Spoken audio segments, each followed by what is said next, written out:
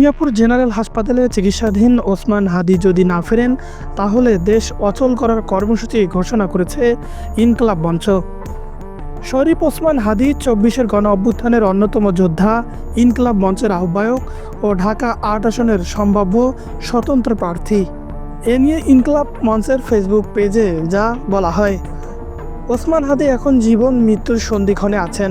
পরিবারের পক্ষ থেকে সিঙ্গাপুরেই অপারেশন করার অনুমতি দেওয়া হয়েছে। আপনারা দোয়া করুন আল্লাহ যেন তাকে হায়াতে তৈয়বা নসিব করেন। আর ওসমান হাদি যদি রবের ডাকে সাড়া দিয়ে শহীদের কাতারে সামিল হন, সেক্ষেত্রে পুরো বাংলাদেশের স্বাধীনতাকামী মজলুম জনতাকে সার্বভৌমত্ব নিশ্চিতকরণে শাহবাগে জড়ো হওয়ার জন্য অনুরোধ করা হচ্ছে। খুনিরা গ্রেপ্তার না হওয়া পর্যন্ত আমরা শাহবাগে অবস্থান করব এবং পুরো বাংলাদেশকে অচল করে দেওয়া হবে। খুনি যদি ভারতে পালিয়ে যায়, সেক্ষেত্রে ভারত সরকারের সাথে আলোচনা করে যে কোনো মূল্যে তাকে গ্রেপ্তারপূর্বক ফেরত আনতে হবে।